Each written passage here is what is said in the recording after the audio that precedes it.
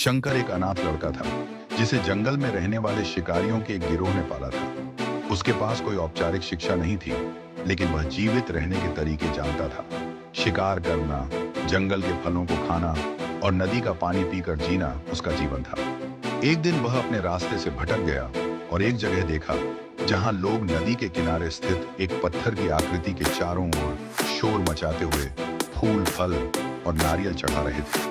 शंकर ने यह देखा और सोचा कि यह कोई बड़ा मकान होगा, लेकिन यह एक प्राचीन मंदिर था जिसे शंकर ने पहले कभी नहीं देखा था। उसके मन में उत्सुकता जागी और वह यह जानने के लिए रुका कि लोग वहां क्या कर रहे थे। जैसे जैसे लोग मंदिर से निकलने लगे, उसने एक युवा लड़के को बाहर आते देखा और उससे सवाल पूछे। उसने पूछा, यह इमारत क्या है? लोग यहाँ क्या लाते हैं और क्यों छोड़कर वापस चले जाते हैं?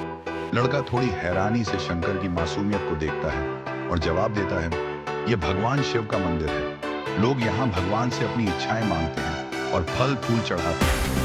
शंकर को यह सब समझ में नहीं आया, लेकिन उसने मंदिर में जाने का निश्चय किया। लड़के ने उसे शिवलिंग के बारे में बताया और मंदिर में प्रवेश करने का रास्ता दिखाया। शंकर ने भोलेपन से पूछा, ये शिवलिंग क्या है और ये हमें क्या देता है?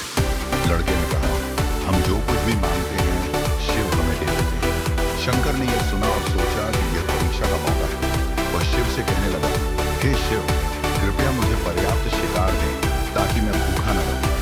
मेरे पास आपके लिए कोई फल या फूल नहीं है, लेकिन यदि आप मुझे शिकार देंगे तो मैं उसे आपके साथ साझा करूंगा। अगली सुबह शंकर शिकार करने गया, लेकिन उसे कुछ भी नहीं मिला। वह निराश होकर वापस लौटा। जब रात हुई, शंकर ने 2 खरगोशों को मारा और एक खरगोश को लेकर मंदिर गया। उसने जोर से कहा, प्रभु, मैंने आपके साथ अपना शिकार साझा किया है। लेकिन मंदिर सुनसान था और शिव का कोई भी जवाब नहीं आया। अगली सुबह मंदिर में लोग आए और शिवलिंग के पास मरा हुआ खरगोश देखा। वे यह देखकर परेशान हो गए और खरगोश को बाहर फेंक दिया। शंकर को यह देखकर दुख हुआ, लेकिन उसने यह समझने की कोशिश की कि मंदिर में कोई असामान्य बात है। अगले दिन वह फिर शिकार करने गया, लेकिन उसे कुछ नहीं मिला। उस रात शिवरात्रि थी और शंकर मंदिर गया। उसने देखा कि वहां बड़ी भीड़ थी।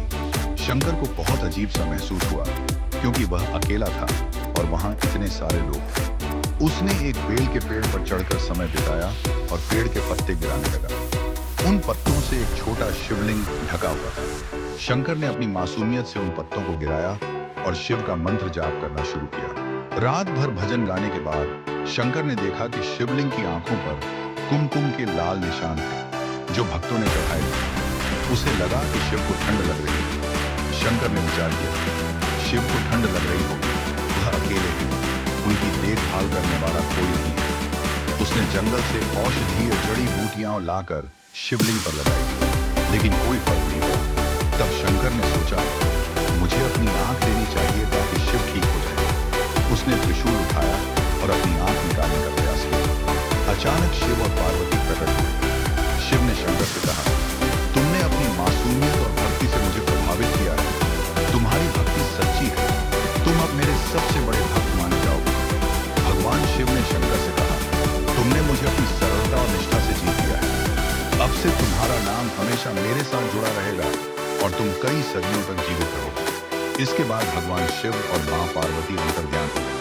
तभी से लोग शिव के साथ शंकर का नाम भी लेने लगे और शंकर शिव के परम भक्त के रूप में प्रसिद्ध हो गए।